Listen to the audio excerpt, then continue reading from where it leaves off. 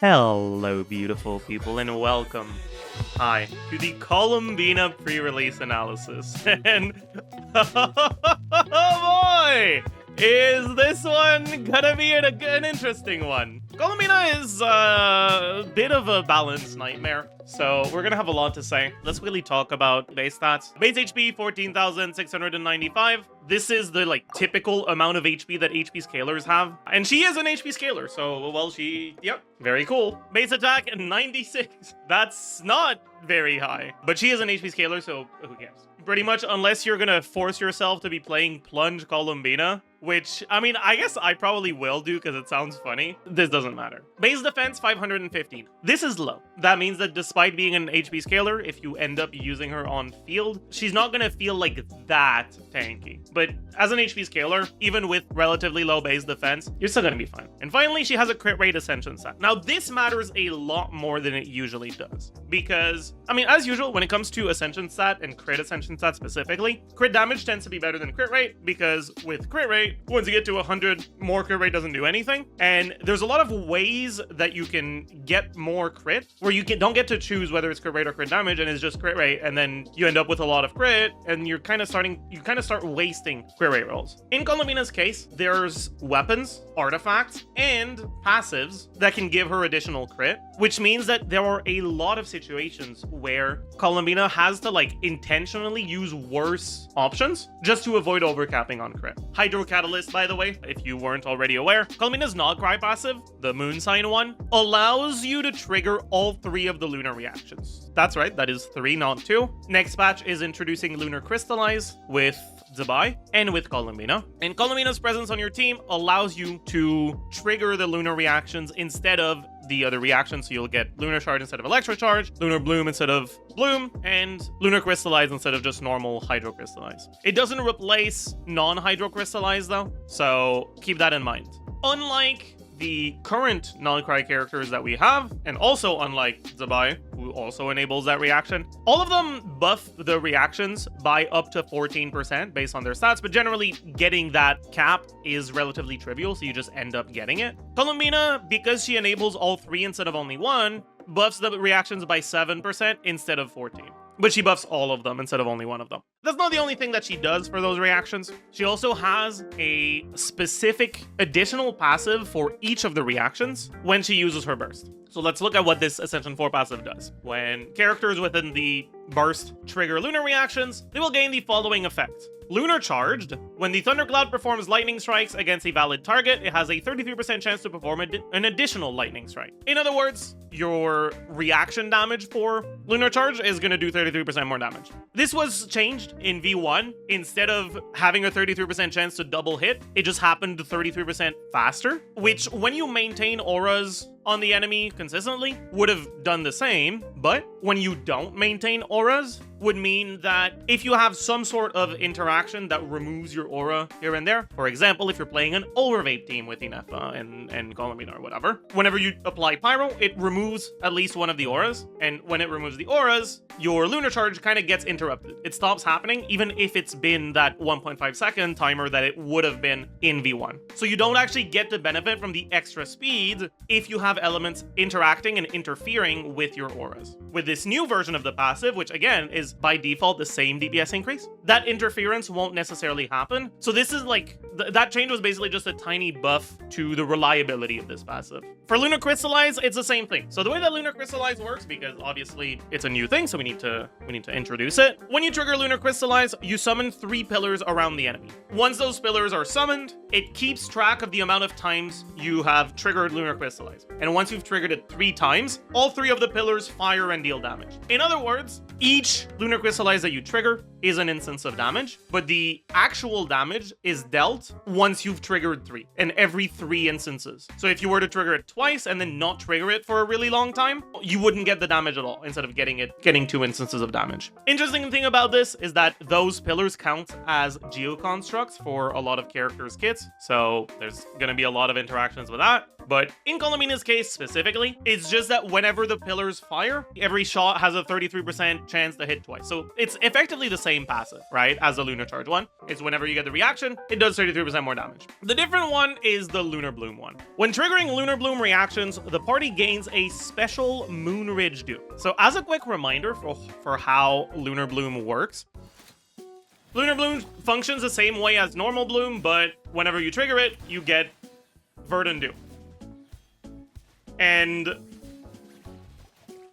this Verdant Dew is effectively an external resource that can be used by Lunar Bloom characters to enhance some of their abilities. In Lauma's case, you can enhance her whole D by using three Verdant Dew instead of doing the tap E to deal more damage and get more stacks on her ult. In other words, this ability gives you 3 more Verdant Dew per rotation. On top of that, it allows you to hold, effectively, more than 3 Verdant Dew at once, because you've got those extra Moon Ridge Dews that you can hold at the same time as Verdant Dew. Now, very important point is when you have Verdant Dew and Moon Ridge Dew at the same time, Verdant Dew gets consumed first. What this means is that you'll do your normal setup, let's say in a Nefer team, and as a part of your setup, usually you would use Lauma's E. Now, you're going to use Lauma's hold E instead of the tap E. And that'll consume 3 Verdant Dew, but it will not touch the Moon Ridge Dews that you've triggered. And then you'll finish your setup, you'll swap to Nefer, and you'll realize that you now have more than 3 Verdant Dew. You have like basically 1 Verdant Dew plus 3 Moon Ridge Dews or something like that. And this ability to hold those Moon Ridge Dews by using the Verdant Dews first will mean that you don't necessarily have to swap out of Nefer or use her burst to wait for Verdant Dew generation anymore. Also, you'll be able to use Lauma's hold E because you're generating 3 more Moon Ridge Dews per rotation. Columbina herself has a way of consuming Verdant Dew and Moon Ridge Dews, but for now that's not too relevant.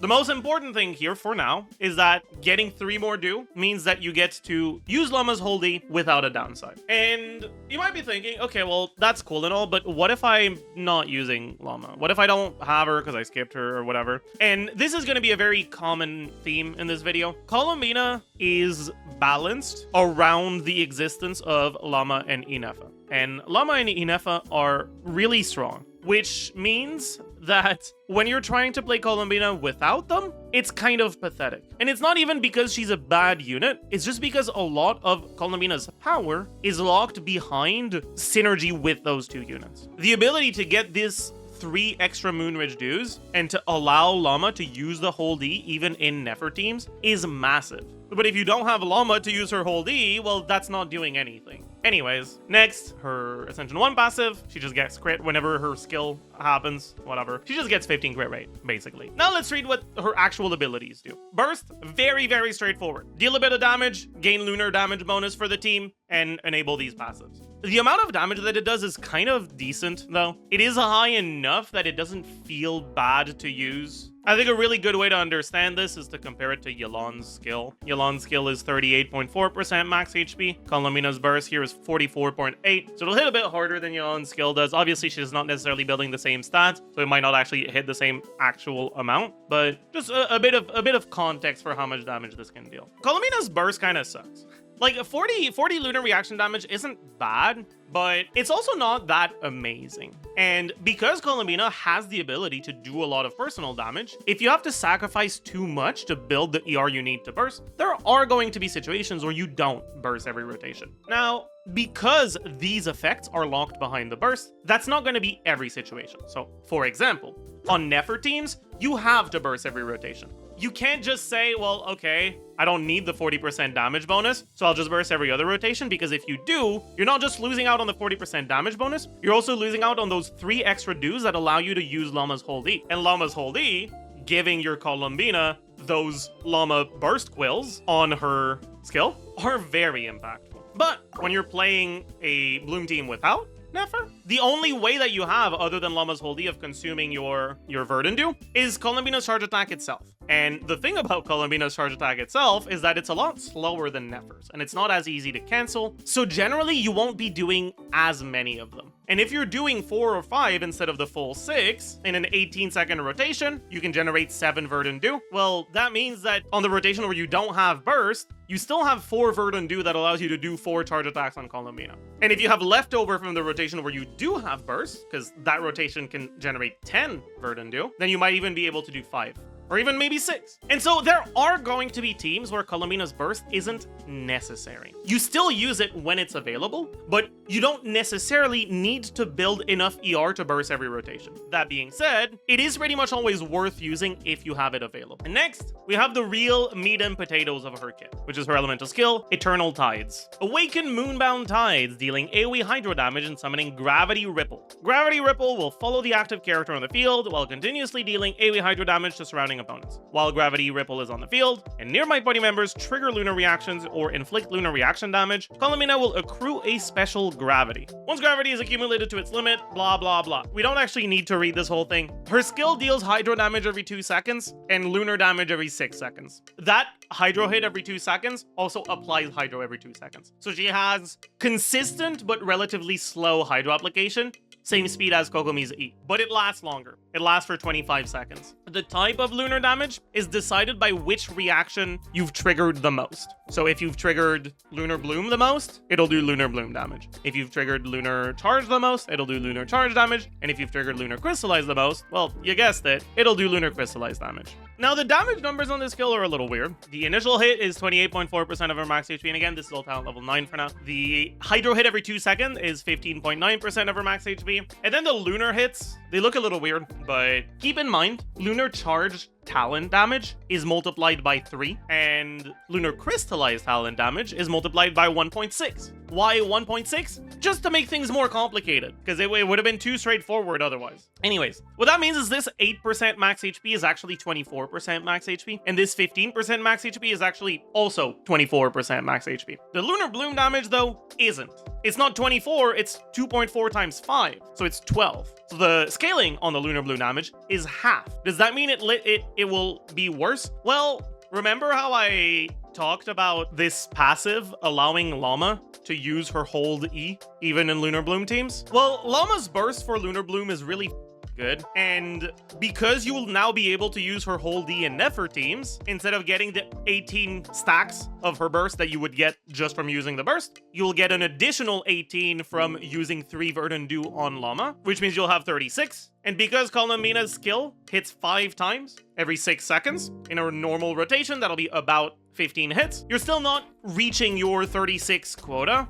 So all of these hits will be buffed by Lauma's quill. From what I've looked at, generally, Columbina's personal damage is at its highest in those Bloom teams because of Lauma. Finally, the last relevant part of her kit is her charge attack. So she has this normal attacks and charge attack, whatever. But when you have Verdant Dew, she gets a special charge attack that's basically just Nefer Light. She has a charge attack that consumes 1 Verdant Dew to deal 3 instances of Lunar Bloom damage. It scales with her HP, not her EM. Anyways, Columbina, being a Hydro character that is actually intended to be used in Lunar teams, is coming after the Lunar characters were balanced around how weak Ino was. All right, when you look at the current meta, you look at how good Nefer can be, you look at how good Flins can be, and you realize that their Hydro slot is so bad that some people use Farina over Ino, even though Farina does literally nothing for the team other than just apply Hydro, because you don't even use her burst. And even then, those are still good teams. Well, Columbina is actually giving us a real Hydro unit for those teams. Honestly, Columbina is kind of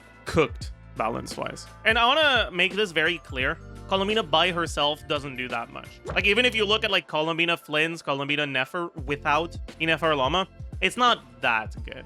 But Columbina, being a Hydro character that's actually supposed to work in Lunar teams, is really driving home just how powerful Ineffa and Lauma are. When it comes to Ineffa, initially it was a little bit difficult to predict how powerful she was going to be because she came out before we saw any of the other Lunar stuff, which means we didn't know that, for example, both the carry and the support set for Lunar give a team-wide Lunar reaction damage bonus, which is something that a character like Ineffa, who's an off-fielder that's mainly there for personal damage, is gonna love. There's so many external ways that we didn't know about when Ineffa came out that have been released since then of just making Lunar numbers easier to capitalize on than other numbers. In other words, Lunar stuff has gotten a lot of support. And with Columbina finally being a Hydro character that isn't awful for those teams, it is really, really emphasizing just how inflated the numbers on Ineffa and Lauma's kit are. Oh, I need to choose my words carefully, because I hate power creep. Power creep in gacha games is, to put it nicely, unpleasant. I think it tends to really make the game much worse. And Columbina is kind of power creep. She's also not. Columbina is the straw that broke the camel's back, basically. Ineffa and Lauma were like preemptive power creep, where balance-wise, they were insanely strong, but because they were released before the other things that you would want in their teams, you were kind of forced into playing stuff that had low synergy or stuff that was awful, like I know, which made them feel almost balanced, and Columbina is completely breaking that balance. Now, you might notice that I'm talking about Lauma and Ineffa a lot more than I'm talking about the carries. There's a reason for that. From what I've looked at so far, Columbina plus Lauma and Columbina plus Ineffa are the strongest 2-unit Nod Krai cores. From a lot of the stuff I've looked at, it kind of seems like Columbina plus Ineffa plus Columbina's signature is better than Columbina plus Ineffa plus Flins. And same with Lauma and Nefer. And to like contextualize how strong these things are, just the Columbina plus Ineffa core is enough to bring pretty much every carry comfortably above 100k. The premium teams with Lunar Charge and Lunar Bloom are reaching DPS that is higher than Mawika, relatively noticeably so, too. Things are looking a little bit cooked for the future of the meta.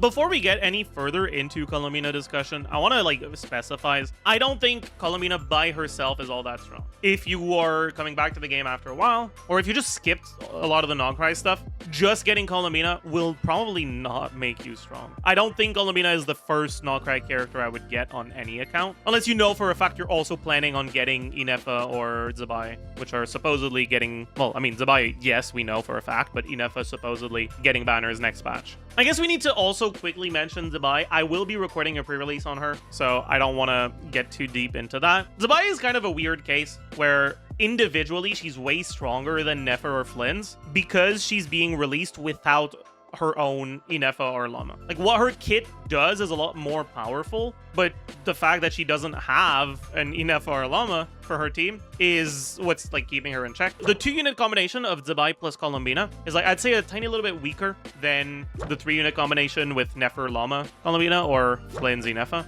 Columbina. I'd say that it's also likely a tiny bit stronger than the 2-unit combination of Ineffa Columbina or Lauma Columbina, but it's also a lot more restrictive in team building. That being said, I'm not sure if Zibai is intended to have her own, Lauma or Ineffa. I feel like it's very possible that she's not, or that if she does get a character like that in the future, they're going to be balanced around the fact that Zibai is individually a lot more powerful than Nefer or Flins. Then again, right, as a reminder, individual balance doesn't matter all that much in the context of a team game. It matters in terms of prediction for changes to the meta in the future, in terms of how important it is to get a character and all that, but it doesn't matter in terms of how they perform on release. And on release, Zibai's strongest teams will not be as strong as Flins and Nefer's strongest teams from what I've looked at. Anyways, let me illustrate what I mean when I talk about the Lauma synergy with Columbina. In a Lauma Columbina team that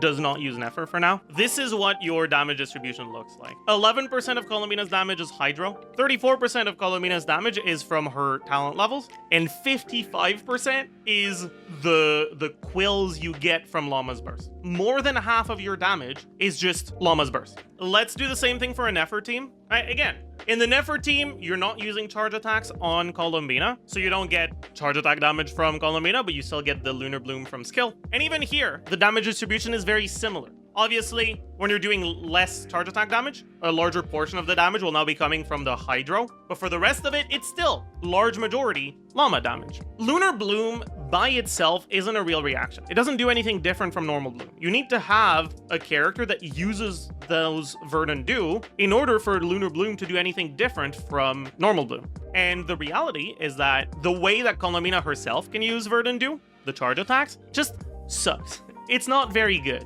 The only thing that can be used to make it good is Lauma's burst. This makes team building feel a little weird, and just builds in general as well. Because, I mean, it's the case for the Lauma teams that do not use Nefer, but it's also the case in Nefer teams. You're starting to get a very large portion of your damage that's dictated by Lauma's stats. Despite the damage not being done by Lauma herself, it is dictated by Lauma's stats. And what you're going to notice when you start looking at what your potential set options are is that putting a damage set on Lauma and a support set on Columbina is often going to be better, despite Columbina being the conduit for the damage, just because it cares more about Lauma's stats. We'll get into that in a more detail once we get to the team section, but for now I just want you to understand. When it comes to the Lunar Bloom playstyle, whatever, with Columbina, pretty much over half of the power level is just locked behind Lauma. And without Lauma, obviously you lose all the things that Lauma does, but you're also getting a lot less value out of Columbina herself.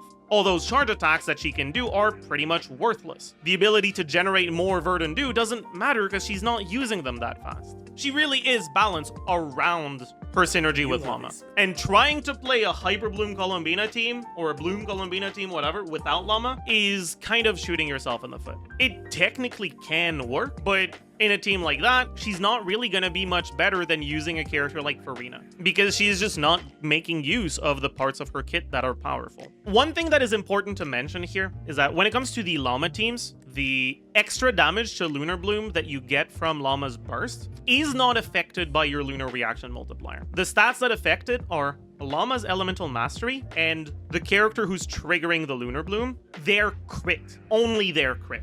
Which is why this set is not very good in those Bloom teams, because it doesn't increase the large majority of Columbina's damage, or the large majority of Lauma's damage, because pretty much all of that damage is done as additive damage on Lunar reactions, which just doesn't scale with this. This fact, right, the fact that Lunar reaction and also Columbina's Elemental Mastery do not increase the large majority of the Lunar Bloom damage you're doing, is also why it tends to be a little bit awkward to decide who to use in those Bloom teams, specifically the ones that aren't using Nefer. Because a character like Ino that is buffing your on-fielder's EM and Lunar Bloom damage bonus doesn't really do anything, right? Technically, it does do something. You are increasing this 34% of your damage that is dealt through the Lunar Bloom multipliers on Columbina, but that's just a third of her damage, right? So it's a third as effective as it would be if it affected everything. You would much rather have team-wide EM buffs or crit buffs to Columbina. Next, we can talk about the Ineffa teams. Next patch is coming with a new artifact set. A lot of people are going to see that new artifact set and think, oh, okay, Columbina, as we see from what we've seen of her kit, you know, like she has a part of her kit that's focused around buffing, but the buffing aspect outside of the Lunar teams isn't that strong. 33% more instances of the reaction damage isn't that good because the reaction damage itself isn't that big of a portion of your team DPS. And 40% Lunar reaction damage isn't bad, but you're already getting so much that it's not that much. The main thing she's providing here is personal damage on a character that's also giving a little bit of buffs. And the new set that's coming next patch, 2-piece, 80 Elemental Mastery, 4-piece, when the equipping character is off-field, increase Lunar reaction damage. When you're in Ascendant Gleam, increase it more. So 20% by default, 60% if you're in Ascendant Gleam. You should only use this if you're in Ascendant Gleam, so it's basically just 60% Lunar reaction damage off-field. Well, this is a set for Columbina, right? No, actually. This is a set for Ineffa, because Ineffa just does more damage than Columbina does. Technically, you can use it either on Ineffa or Columbina, or you can even technically use it on both. But very often, what you're gonna find the situation you're gonna find yourself in is you only have so many team slots, and the support sets are very powerful. So you generally want to have all the support sets you want, and then once you have all your support sets, you start thinking about the damage sets. And so very often, you're gonna need to have your Serenade that gives 120 team-wide EM and 10% team-wide Lunar reaction damage on someone, and that someone is very often gonna have to be in Ineffa Columbina teams, one of the two. And out of the two, you would generally rather put it on Columbina. That being said, that doesn't mean the new set is not good. It is good, and you want it on your team. It just tends to do a little bit more equipped on Ineffa than it does on Columbina. So the copers out there that have been saving their Serenade pieces, their HP Serenade goblets with double crit, you have been rewarded. Anyways, this new set is pretty powerful though, and very often you are going to be using it. In like the most powerful Ineffa Columbina teams, I mean, that's generally going to be Flins. So you'll do Flins, Ineffa, Sucrose, Columbina, and when you do that, the Sucrose has to be on VV. Flins wants to be on Sky, and then you need Serenade on one of the other two. But if you don't have Flins, or if you just don't like his ass, which is, I guess, fair, there are going to be a few situations where, well, when you're trying to wheelchair with Ineffa Columbina, it's favorable to just put this set on both of them and have Serenade on someone else. And by the way, I realize that we're yapping a lot about teams, even though we're not at the team section yet. But that's because it's kind of hard to talk about Columbina as a whole. She's a character that is designed to be doing something very different based on the team you're using her in, right? She's effectively like 3 different characters in one. When it comes to these wheelchair Ineffa Columbina teams, the really funny thing about it is that you kind of really want to use this Sky set. If you don't have a dedicated carry, if you're using like Sucrose Driver or something, because this set gives you a team-wide 10%, and because the crit from the set makes it better than Morningstar when it's active, your optimal way of building your team and playing your team will generally be, again, right, if you don't have a dedicated on-fielder that can use the set themselves, to give this set to Columbina or Ineffa and just swap to them relatively consistently to maintain uptime on it. But that is not the only teams where you'll want to do that, right? In the Lauma teams as well. We've already talked about how this set, right, the lunar reaction damage bonus doesn't increase the damage from Lauma's quills, but what does increase it is Columbina's crit, which is increased by this set. And this is where one of the potential problems come in. The set gives you 30% crit. Columbina starts at 24.2, so that's 54.2. This passive gives you 15.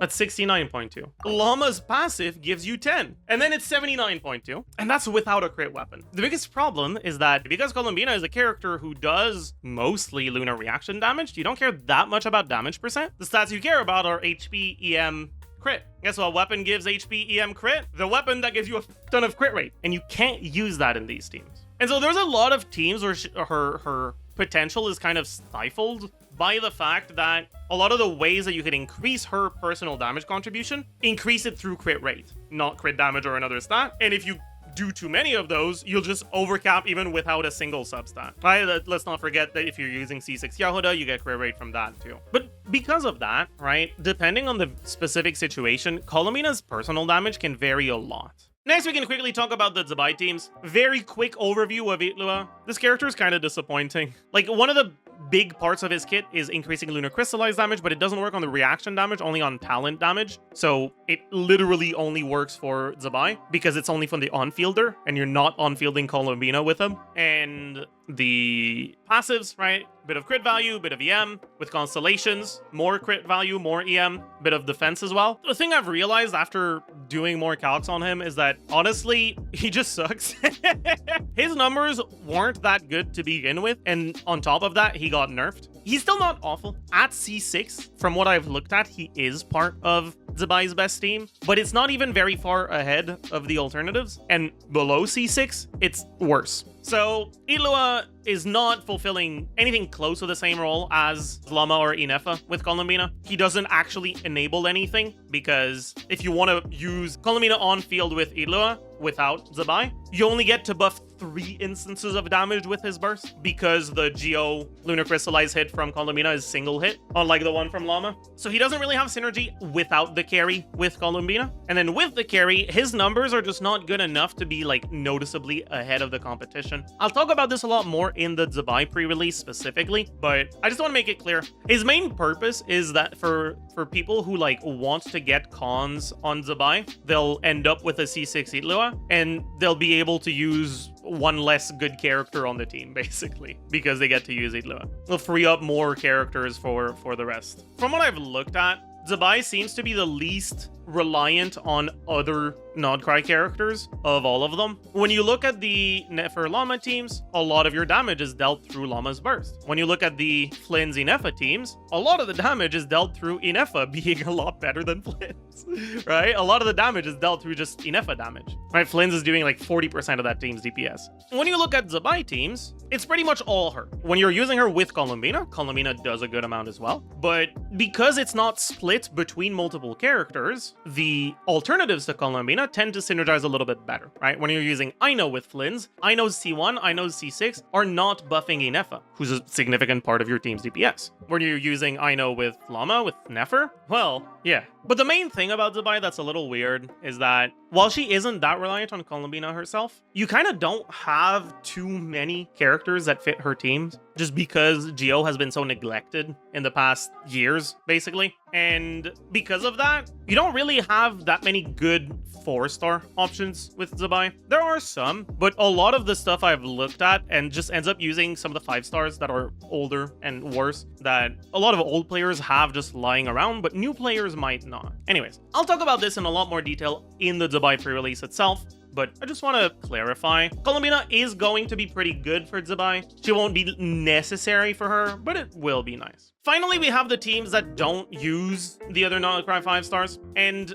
honestly, they kind of suck. Columbina is just not a very good character by herself. The one team where I think Columbina is like acceptable outside of the Nod Krai stuff is with Skirk. The last slot in Skirk team is still kind of not good. Like, we're using Sidlali, we're using Molani, we're using Shenhe, we're using Dahlia. Like, we don't have a very good option. And so the fact that Columbina is a hydro catalyst is kind of enough to make her competitive. On top of that, like the biggest issue with her balance, like her individual balance, in my opinion, is that her motion value on the non-lunar skill damage is actually kind of high. Like, for a character whose main source of damage isn't this talent, 15.9 every 2 seconds is not bad. This is not that far behind the personal damage of a character like Ilan. But she's not burst reliant, she gets to use TTDS, that's pretty good. And so Columbina on TOM TTDS is going to be one of the good, or one of the, yet another last slot option for Skirk. Not a character that I would go out of my way to get for a Skirk team by any means, but you can definitely use her there if you like her and you want to get her, but you feel like you'll end up having her benched if you get her, so you're not sure if you really want to. Outside of that, looking at like Lunar Charge team, Hyper Bloom teams, all that stuff without another Nod Krai character, honestly, I have yet to find something that doesn't kind of look pathetic. Like, you can always just use her as a Hydro option that has off-field Hydro app, the same way that you can kind of use Ino right now, but it's not amazing. So in classic Zajeff fashion, I forgot to record Constellations. All of our Constellations have Lunar Reaction Elevation. Elevation is just a separate multiplier, so it doesn't get diluted by other sources of damage increases. 1.5% elevation is just 1.5% more damage. C1, using the skill gets you an extra instance of her lunar skill damage that's supposed to happen every 6 seconds. By default, you only get it after 6 seconds and then every 6 seconds. With C1, you get an extra hit when you cast skill. Holy sack! No, you can't even use Sac because it's 15-second cooldown on the effect. And on top of that, when you're in Ascendant Gleam, which you should almost always be with Columbina teams, you don't actually need Ascendant Gleam for anything in Columbina's kit, but Columbina's just not that good of a unit if you're not bringing another good Nod Krai character. But anyways, based on which gravity interference you're triggering, you get an extra effect. So if you're triggering Lunar Charge, your active character gets 6 energy. So because she gets it herself when she uses skill, that's 6 energy for her and 18 energy for another teammate. Generally, you're on-fielder for at least 2 of the remaining 3, maybe not all 3. If it's Lunar Bloom, it increases your character's interruption resistance, and if it's Lunar Crystallize, you get a shield. Honestly, these kind of suck. The shield is kind of nice, but they're reworking the Geo Resonance so that you also get the Shred and the extra damage bonus from triggering Lunar Crystallize, not just from having a shield. So the fact that you don't get a Crystallized shield from Lunar Crystallize isn't actually a downside you need to alleviate by bringing a shield from something else. It's still nice that it gives you a shield, but you have some other defensive options in those Zibai teams anyways, so it's okay. It's fine, whatever. The Lunar Bloom one is kind of bad. Nefer doesn't tend to need the interruption resistance. If anything, this interruption resistance is a lot more meaningful when you're playing Columbina carry, not Columbina support for Nefer. Nefer dash cancels so much. She spends so much time in iframes that this doesn't tend to be that much of a problem. And then the energy is just a nice little boon. It's okay. Honestly, the biggest thing that her C1 does is just the extra hit of the lunar damage. It's kind of nice. It's okay. C2, you accumulate gravity 34% faster. So you'll get 4 per rotation instead of 3. It'll happen every 4.5 seconds instead of every 6 seconds. 5 if you include the extra one you get from C1. Right, so it's +1 hit of her lunar stuff, but also 40% HP and a buff to the active character. The buff to the active character depends on which reaction you're triggering. It's attack for Lunar Charge, EM for Lunar Bloom, and Defense for Lunar Crystallize. So generally, the buff is what your on-fielder wants. The HP and the defense buff is 1% of Columbina's max HP. Generally, in these teams, she'll be hovering around the 40k,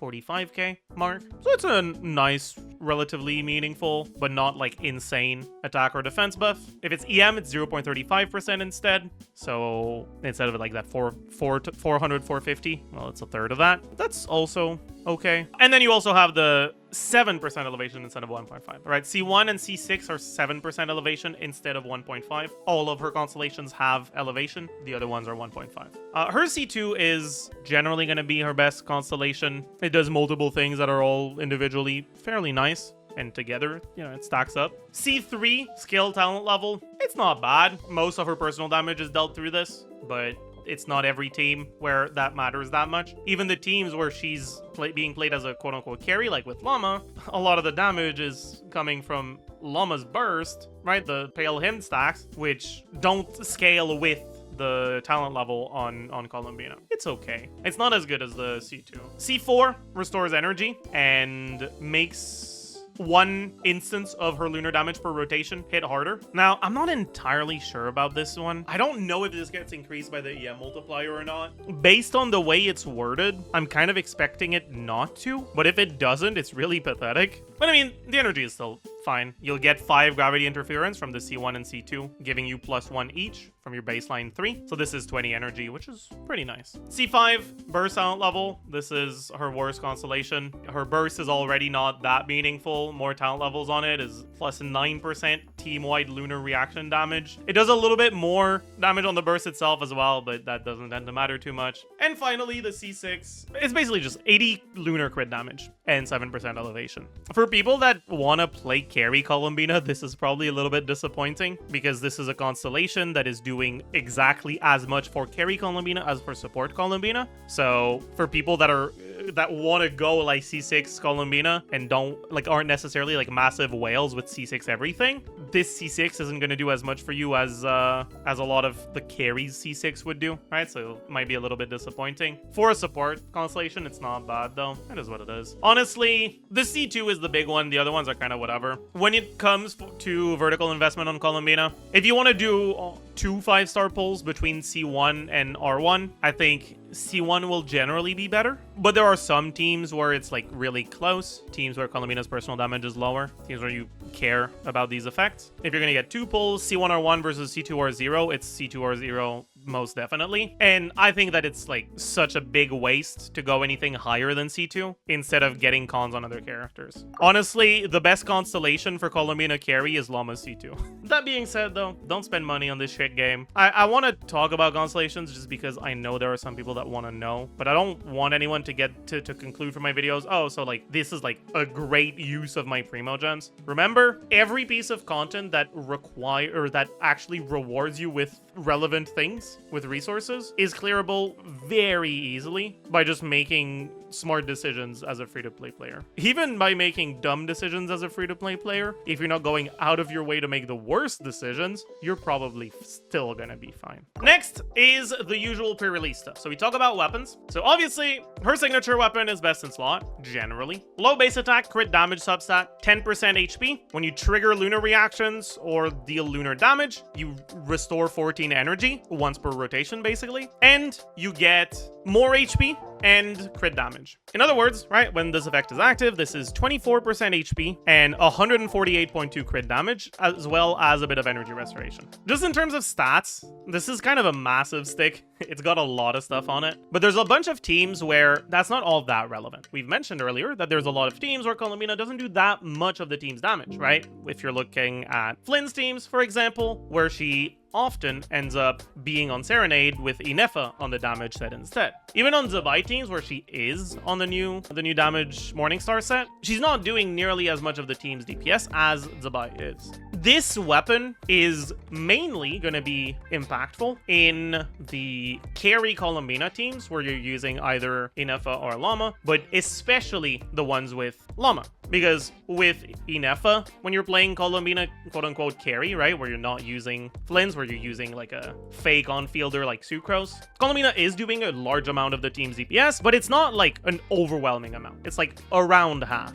In the Lauma teams, all that value that's obtained from Lauma with her burst does not look at Lauma's crit. It looks at Columbina's crit. So this 148 crit damage that Columbina gets from this weapon also increases the portion of your damage coming from Lauma's quills. So in that team specifically, this weapon does a lot more. In other teams, it's honestly not that insane. It's not bad either. Like it's still an okay weapon, but like compared to a lot of the other modern signature weapons, it falls a little bit short outside of those specific teams where you're using her as a carry with Lauma. If you're playing those teams, obviously, the thing you care about the most is just getting as much crit on her as possible. So obviously, Nefer's signature, that is also a pretty big crit stat stick, that also has a useful EM substat that's not as good, but it's not wasted, will also be pretty good. And then just the normal 5-star stat sticks, like Nevilet's signature, that's 88.2 crit with 16% HP, and nothing else that's really relevant. They're fine. They're like slightly better than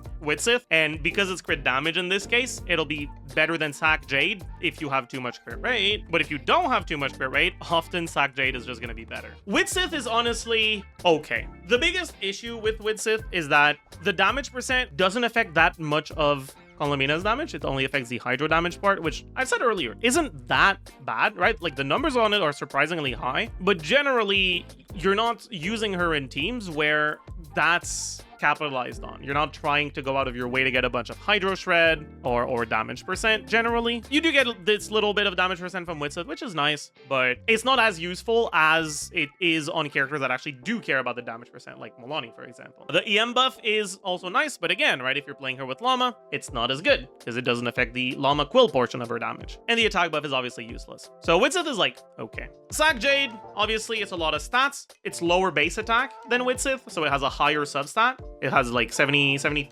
CV instead of 55.1. And on top of that, the passive gives more stats too. But it's crit rate. So it's great if no overcap. But all of this is for teams where you don't necessarily need to use your burst every rotation. But there are also teams where you do. And when you do need to burst every rotation, her ER requirements can get a little high. The way that her particle generation works is every 2 times the hydro skill hits, it has a 33% chance to generate 2 particles. Otherwise, it generates 1. All right, so every 4 seconds, you generate 1.33 average particles. In other words, 1 particle every 3 seconds. In an 18-second rotation, she'll generate about 6 particles. Out of those 6 particles, she's probably catching an average of 1 and not catching an average of 5. Then, well, the total energy economy obviously is going to depend on the rest of the team. If you're looking at a Flins team, you get Electro Resonance. The Electro Resonance and Ineffa particles probably makes her catch like 2 particles during her animations. Then the rest of Ineffa's particles, the rest of the Resonance particles, and Flins' particles, as well as Sucrose's particles if you do 2 skills per rotation with Sac. In a team like that, you would not have anyone on Fav by default. The HP particle drops from bringing enemies below certain HP thresholds will generally happen when you're doing your damage, so Columbina won't be on field for them, which means your amount of energy generated here will be around 28 without energy recharge, and because of her 60 burst cost, this means that her ER requirements will be around 215. Now, 215 is a pretty large number. It's pretty difficult to get to this. You need to get, obviously, the 50-ish from the Sands, and then an extra 65 from substats. That means over 15 ER on all your pieces. It's doable, but generally, builds that have over 15 ER on all their pieces tend to sacrifice a lot of damage for it. And because of that, very often, your best offensive builds in these teams where you need to burst every rotation will be using a weapon that provides energy. In this very same Flins team with Proto Amber that restores health and energy when you use your burst, you get this extra refund. At R5, Proto Amber restores 6 energy 3 times, so 18, which means that your ER requirements are now 150. Now, this is either just a Sands and nothing else, or 50% across 5 artifacts, right? As a reminder, when you go ER Sands, you can't get ER substat, so this extra 65 overflow that you needed was across 4 artifacts. This is 50 across 5, which means 10 per artifact instead of 15, which is a lot lower and a lot more achievable. It's still not ideal. The best build possible is likely still going to be ER Sands with no ER from the substats, basically. With Fav, you do not get an energy refund, but instead you have Fav particles. Those Fav particles is 3 clear particles that go here, and that makes your ER requirements with Fav 177.5. Now, the Fav itself is 45.9% ER, so your ER requirements are basically around an extra 30 across 5 artifacts. That's 6 per artifact. That's pretty easy to get to. As you can see from this, though, right, if we are looking at the amount of ER necessary from artifacts, Fav is the one that requires the least amount of ER from artifacts, but also Fav is an ER substat, not an offensive substat like Proto Amber. So when you're looking at the personal damage from Columbina in teams where she needs burst, where her ER requirements tend to be too high to reasonably be achievable on weapons that don't give energy, what will generally be the case is offensively for her, your best weapon will be Proto Amber, but Fav also provides you with energy for the rest of the team, so very often Fav will tend to be a little bit better. You can also get 20% from the 2-piece of Serenade, which helps. And also, yeah, her signature gives 14 flat energy instead of 18. I mean, I guess we might as well have it here, right? Right, it's 65 ER instead of 51, but it's still not too rough. The point I'm making with all of this is energy weapons are really good on energy-hungry characters. Who could have seen that one coming? Fav weapons are very powerful, but Proto Amber is also surprisingly strong. If you are playing a team that doesn't have a healer, which you'll notice is actually going to happen fairly often with Columbina, there's quite a lot of teams that can't easily slot in a healer, but that's not necessarily the end of the world, because Proto Amber gives you a bit of healing, and that plus a shield generally makes your life pretty easy. Just having a shield is fine, but obviously if you have no form of healing whatsoever, it means that if your shield gets broken by a particularly aggressive attack pattern, any HP you lose will be lost permanently. With a Proto Amber, you'll slowly heal that back up. But it's also just the tiny bit of healing that's necessary for teams that have no defensive utility not to feel really awful in long fights in Siege and Onslaught, right? If you've ever played like healerless Nefer Teams in Siege and Onslaught, you'll know what I'm talking about. It's not that it doesn't work, but because it's a 2-minute fight, not getting hit a single time tends to be pretty rough. So having any source of even just minor healing in those teams tends to be night and day difference. That doesn't mean you'd necessarily want to use Proto Amber over your alternatives, but it does mean that there are going to be a lot of situations where Proto Amber is your best choice. And finally, TTDS, it's not bad, but generally the teams that actually have a major benefit from TTDS also have a major benefit from her using her burst, and you're kind of better off using an energy weapon. Although there is the exception with those non-lunar teams like Skirt, where TTDS can be very good. If I were to order them from best to worst, as a general rule, it would probably be something like this, with obviously a lot of asterisks and caveats depending on the specific team you're using. Next up is artifact sets. Serenade is the general best in slot option, but honestly, there's a lot of teams where she doesn't want to go Serenade. So let's talk about all of your like default teams. One, the Lauma teams. In the Lauma teams, or the Nefer teams or whatever,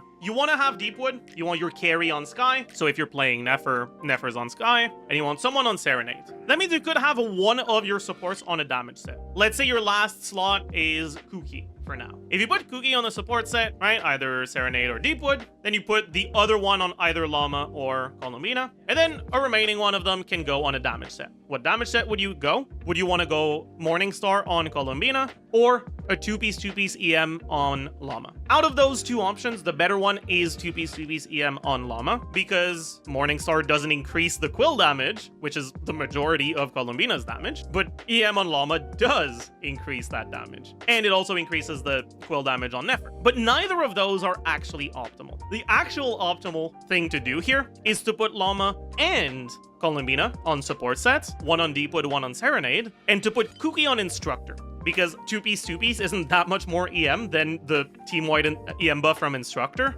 Is just more damage than having 2-piece on Lauma. In either case, whether you put Lauma on a damage set or Kuki on Instructor, and when you're not using an Electro Lasso, let's say you're using Nahida, you're not going to be able to proc Instructor reliably on Nahida, so that's when you'd go 2-piece on Lauma. In both cases, Columbina is on Serenade. In the Ineffa teams, Columbina tends to be on Serenade, but when you're trying to wheelchair your team with just Ineffa and Columbina doing the damage, you can do Morningstar or even Night Sky just for personal damage. That is also what you do in the Zibai teams. Zibai teams don't tend to have a last character that scales well with extra stats. Illuga's burst functions the exact same way as Lauma's burst, but it's just the numbers are way worse. So building him with 2-piece EM and a lot of EM just doesn't do anywhere near as much. So you tend to be better off having him on Serenade and just having damage on Columbina. In the Lauma teams where you're using Columbina as your main source of damage, using her charge attacks without Nefer,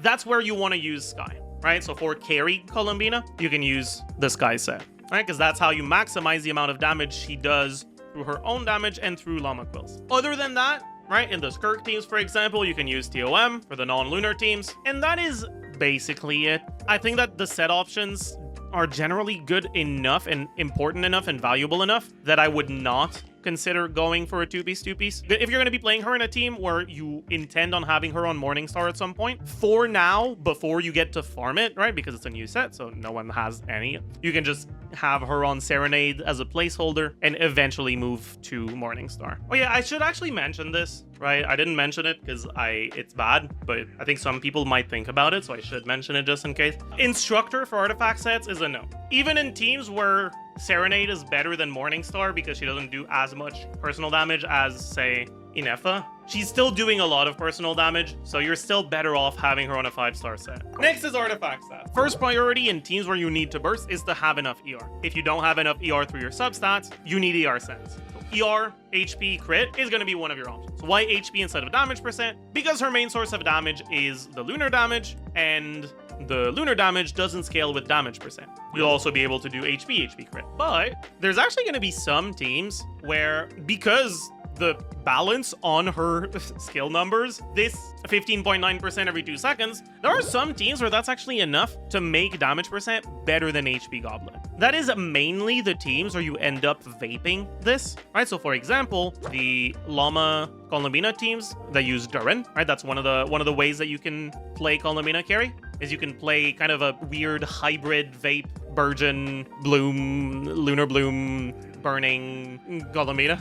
Her charge attacks do not apply Hydro when they're the Lunar Bloom charge attacks that Consume do, right? It's just Lunar Bloom damage. So you can still fairly reliably vape your skill itself. Now, you need to go through a couple different hoops to still generate your Lunar Bloom in those teams. We'll talk about that in a minute, but that's an example of a team where Damage Goblet can be better than HP Goblet. The main thing that I would keep in the back of my mind is that for the Bloom teams in general, because HP does not increase Llama Quill damage, and because this Lunar Bloom damage is balanced to be half of the Lunar Charge and the Lunar Crystallize damage, because of the ability for it to also carry Llama damage. In the Llama teams, in the Lunar Bloom teams, Hydro Damage Goblet tends to be competitive, sometimes slightly better, sometimes slightly worse. And in the other teams, it tends to be worse. Now, you do want to get enough HP to maximize this passive. You need 35,000 HP to get the 7% reaction damage. However, if you're at like 33,000 HP, that's fine. Don't like significantly nerf your artifact quality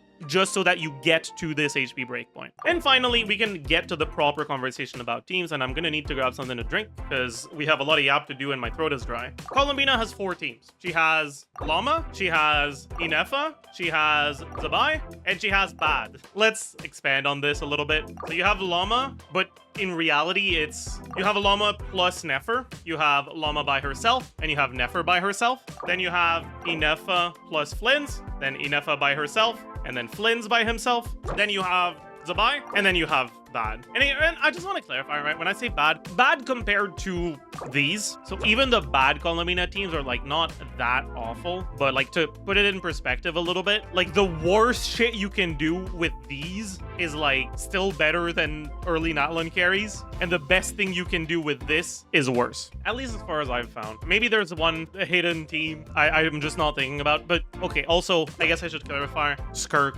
is also like okay, but like that's not really Columbina. I'm talking about teams that actually make use of Columbina's kit. Yes, you can use Columbina as a character that is technically there in a Skirk team, and it's not even going to be bad, but it uses basically no part of Columbina's kit. So I don't think people that like care about what Columbina does really need to hear that much about it. Yeah, you can use it. We can move on now. And there's a few people in chat that are mentioning Nilo. I also need to clarify this. In 2026, Nilo is not a real unit without Lauma. Columbina doesn't fix that. So it's still a team with Lauma, or a bad team.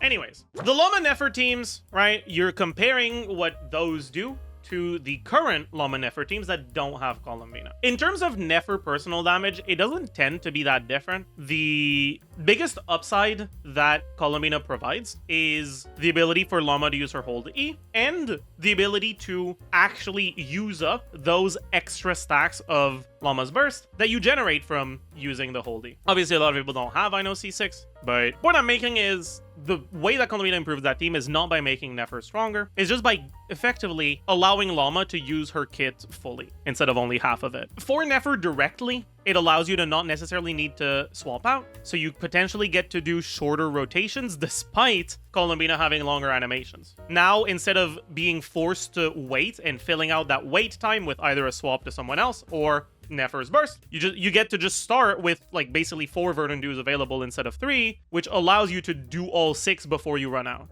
But in terms of, like I said, right, in terms of Nefer damage itself, it doesn't really change much, but it makes the rest of the team do a lot more damage. Overall, from what I've looked at, it seems like it's anywhere between like 15 and 25 team DPS increase. There's a lot of factors that go into it, obviously, though. Overall, it's pretty solid. I'd say that in Nefer's case specifically, Nefer plus Lauma isn't really necessarily weaker than Columbina plus Lauma, and I think that the value from getting the third one is a lot lower than the value from getting the second one. Basically, as long as you have Lauma plus another one of the two, you kind of don't really need the third, and it'll be a fairly similar upside to get the signature weapon as it will be to get the third character, which I guess leads us to the teams with Lauma without Nefer. And those teams are weird because we've talked about Lauma's Burst and the Pale Hymn stacks that you get to use up on Lunar Bloom. Why do you want to use those stacks on Lunar Bloom? Well, let's just look at talent level 10 because the numbers are a lot more round, so it's easier to conceptualize them. Lunar Bloom damage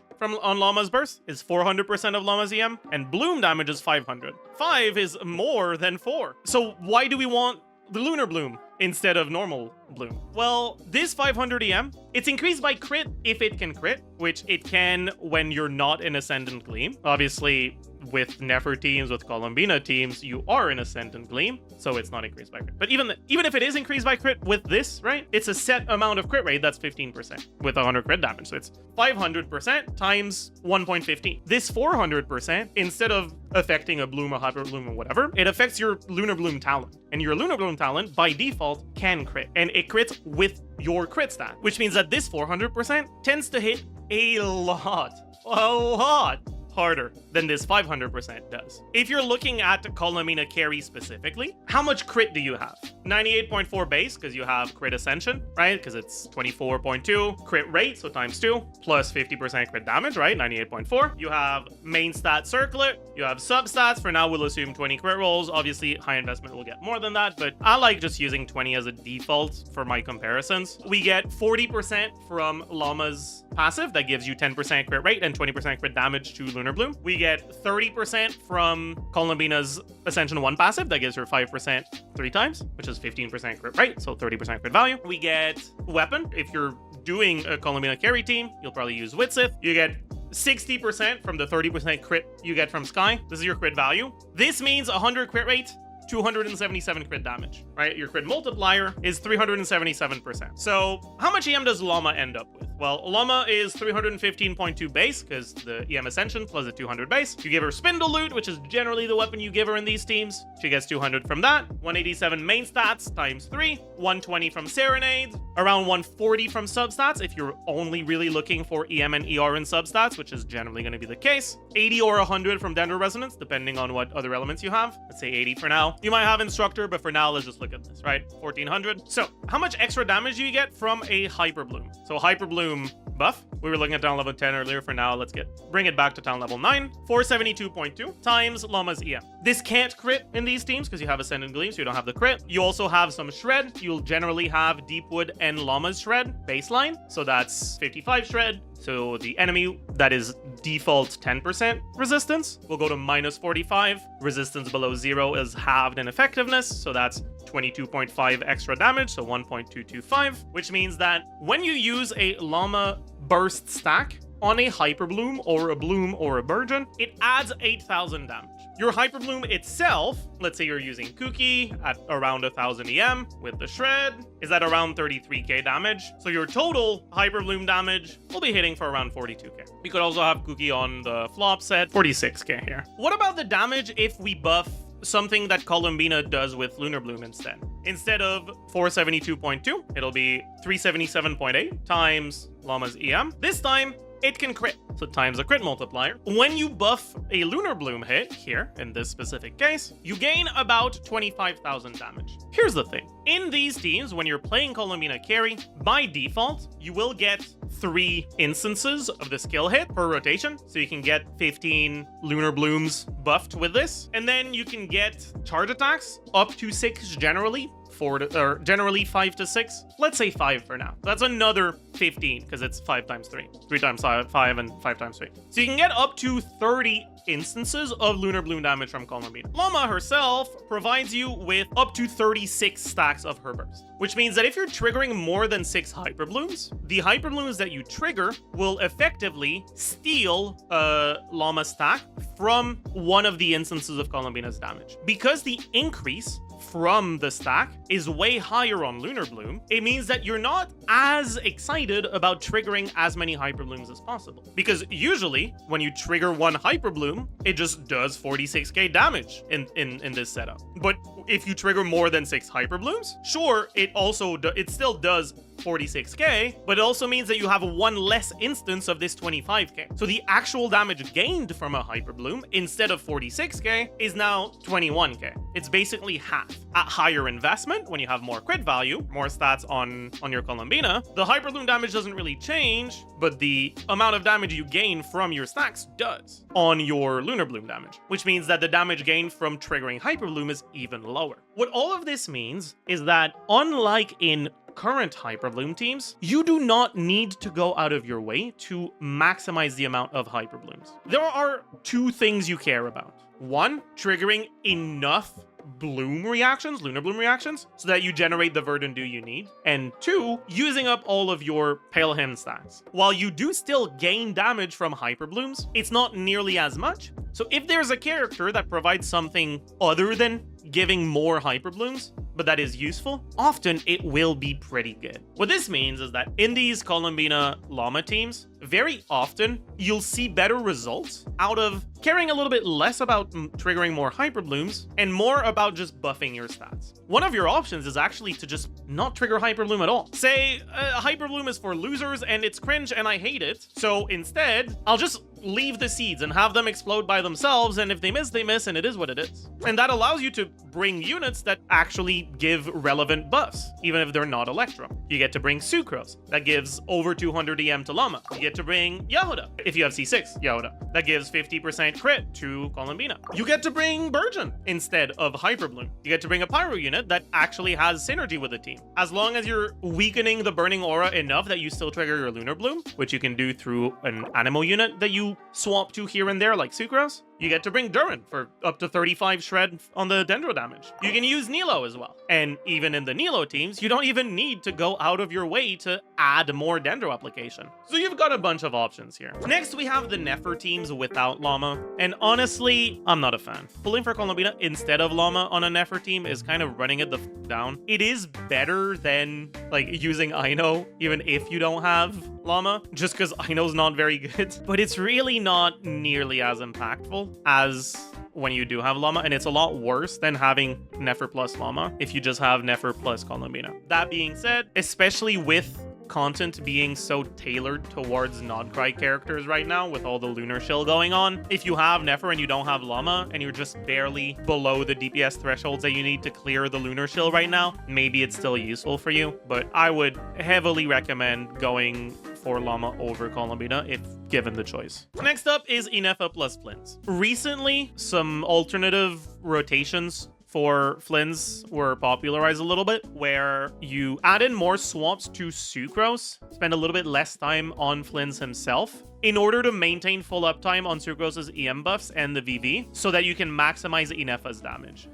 And this is a consequence, basically, of Ineffa being a lot stronger of a character than Flins. But yeah, as it turns out, increasing your ER requirements on Flins, having to build a bit more ER on him because you spend less time on him, isn't as much of a downside as having the uptime for Ineffa's damage on Sucrose's buffs is an upside. And so people have optimized the Flins rotations a little bit more by adding in a swap to Sucrose right after your rotations on top of the swap before your rotation, alternating like double skill versus burst stuff with Sucrose. The nitty gritty gets a little dank, but honestly, in practice, it's basically just remember to swap to Sucrose when you swap out of Flins. When you do that, Flins' damage contribution is even lower than it already was, and it already wasn't that high. It's getting pretty funny, right? The Flins teams are getting better by spending less time on Flins, and that's the case with Columbina as well. You have even one more source of damage that isn't Flins himself, so you have even less of the damage being dealt by Flins, barely breaking the 40% team DPS mark now. People have been flaming Flins because of it, and I think in a way that's warranted, but it's not just Flins. Alright, Flins and Nefer are both frauds that get carried by how good their supports are. Alright, the real stars of both of those teams are Lauma and Ineffa. Open your eyes. I think that if you have Ineffa and you're considering should I get Flins or Columbina, I think getting Columbina is more valuable. The two-unit core with Ineffa Columbina I think is stronger than the 2-unit core with Ineffa Flins. If you already have Flins and you're wondering should I get Ineffa or Columbina, I think it's a little bit more complicated. Not because Columbina is as good as Ineffa for Flins, but because your alternative Electro options are good and your alternative Hydro options are dog shit. With the Witch buffs, Fischl is a lot better for Flins teams now. Not quite as good as Ineffa though, but it's not that bad. So depending on what your like full team is gonna be, from what I've looked at, it seems like there are teams where Flins Columbina and Flins Ineffa are fairly comparable because of how weak the Hydro options in Flins teams are if you don't have Columbina. Basically, if you feel like you can get away without a healer,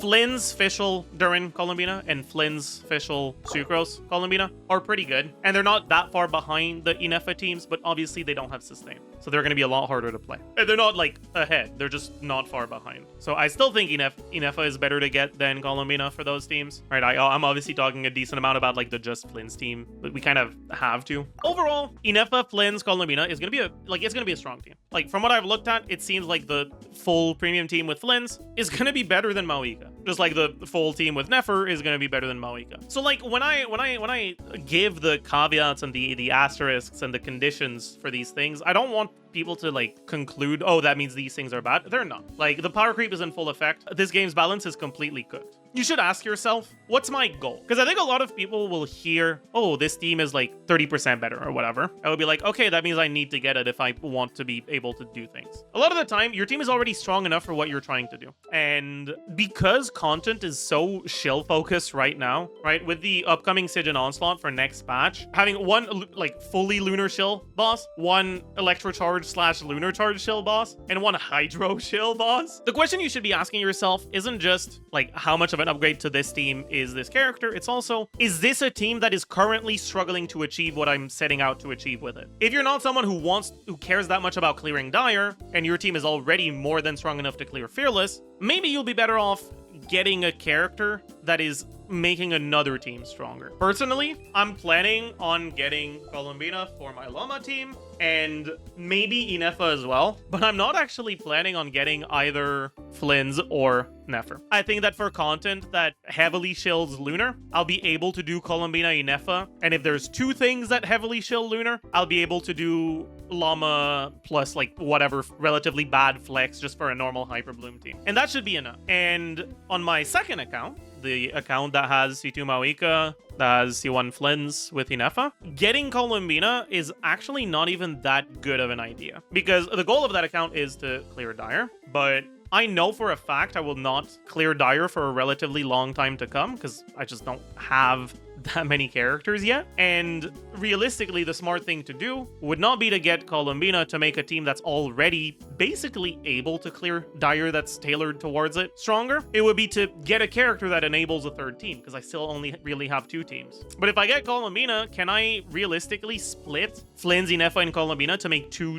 strong teams that are going to be able to do Dire? Dire, definitely not. Fearless, maybe not either. So in the short term, it's not a great idea. And in the long term, there's going to be a Columbina rerun before I'm able to clear Dire anyway, so it's also not a good idea. It would just be smarter to wait until we have more information. I'm still going to go for her because as much as the account is trying to clear Dire as soon as possible, I also don't want to just have an account where the only thing I do on it is do my dailies and quests, I guess, and not get any new characters and just wait for the next 2 years, because I think I will lose my motivation to play on it if I do. But like, I'm just trying to like make clear that not every upgrade is going to be like the best decision for you to make. And at least right now, you do not need Columbina for the lunar shill stuff to be able to clear it. So if you already have your lunar team, I don't think the value provided by Columbina is that high necessarily. Anyways, next is just with Ineffa.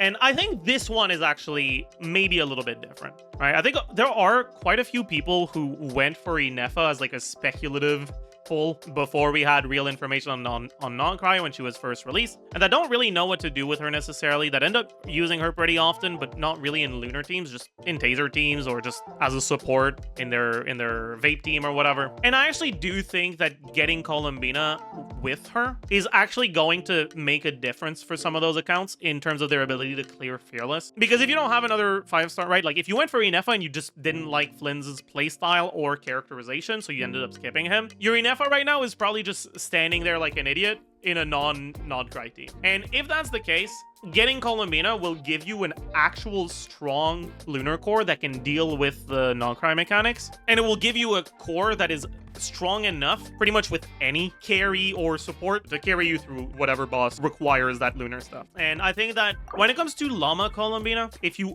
already have Lauma, you don't necessarily need to get Columbina because the Hyperbloom Lauma teams are already fairly strong. With Columbina, you basically unlock more stats that your damage scales with because it now actually cares about your crit stats, which means that at high investment, those teams will perform better than Hyperbloom teams. But honestly, it's not even that insane of a difference because Lauma is just such a powerful character even by herself. If you already have Lauma, getting Columbina can be nice, but it's not necessary for your lunar stuff. Whereas with Ineffa, I think that forcing Ineffa into an Ascendant Gleam team tends to make your team DPS a lot lower if you're not using her with Flins or with, I guess you can use Lauma as well, but Flins, Lauma, or Columbina, right? So I think getting Columbina for Ineffa tends to be a bit more impactful than getting Columbina for Lauma for your team building. For Zibai, right? I think Zibai by herself is a little bit stronger than Nefer or Flins by themselves. I think Zibai plus Columbina is a little bit stronger than Nefer or Flins with Columbina, but is weaker than Nefer or Flins with Lauma or Ineffa plus Columbina. And team building wise, she's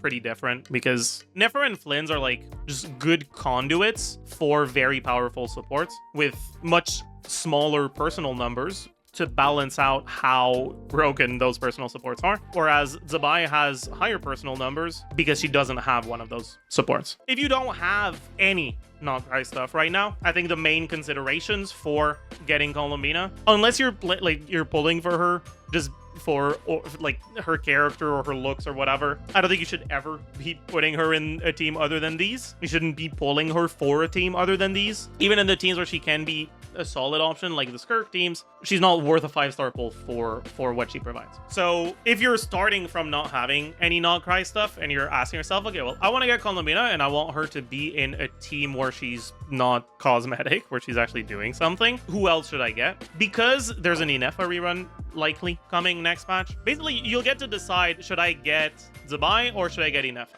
I think personally that getting Ineffa is just a lot better because I think that Zibai's long-term meta relevance is going to be very dependent on whether they keep releasing characters that function with her, whereas Ineffa has a certain amount of versatility that kind of guarantees she'll stay relevant for a while. I'll talk about more about Zibai in the Zibai pre-release, obviously, so you guys can look forward to that. And honestly, that's pretty much it for this one. My thoughts haven't settled on whether to be happy or upset about this whole thing. I think right now I'm leaning more towards upset. I don't like power creep. I don't like the FOMO that comes with the newer character not only being really good, but also only being really good if you also get some other newer characters. Yeah, the power creep is getting worse and worse right now. That's not a good sign to me. Who restructured at Hoyo and gave the Star Rail balance team to Genshin? Like, please send them back, man. All of that negative stuff being said, though, I think the silver lining is that this power creep is at the very least a wheelchair core that you can use with whatever your favorite dogshit character is. That, I suppose, is a nice thing. I've seen a lot of people being very happy about Hu Tao getting a pretty decent team with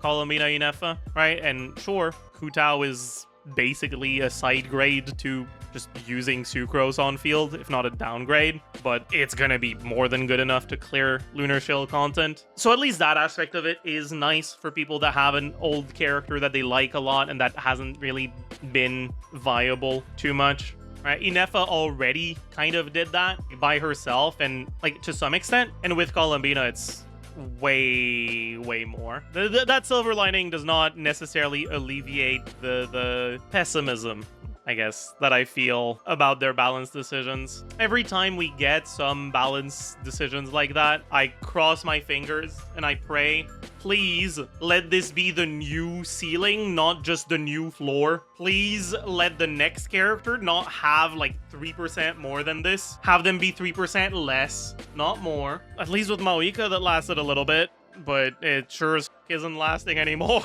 So I hope that Columbina is the new ceiling. Right, like Columbina, say Columbina, but like those Nod Krai lunar teams with Columbina are the new ceiling, not the new floor. Part of me is not optimistic about that though. I think design-wise, Columbina, I think she's a little bit boring, honestly. It doesn't feel like she really does that much. I think what she does for the lunar stuff can be interesting with the extra Verdant Dew, but because we only really have 2 characters that use Verdant Dew, it doesn't feel like it adds a dynamic element to team building. It's just a yes-no thing of can I use Lauma's Hold E or not. If we had more Lunar Bloom characters, I think that could be a lot more interesting. Having different options to use this extra 3 Verdant Dew could be cool, could be interesting, could be nice. I think that the 33% chance to hit double on Lunar Crystallize and Lunar Charge are really boring, and I think that the rest of her kit does is also relatively boring. I wish that she actually impacted team building in a different way, but I suppose it would have been hard to make her a team building warping character without making her even stronger than she already is, or just completely worthless. Anyways, I think that's gonna be it for the Columbina pre-release. I'm not looking forward to the state of the meta a year from now at this point. We can take a break from the power creep, please and thank you. As usual, hope you learned a thing or two, hope you enjoyed, and I will see you guys in the next one. Bye, YouTube.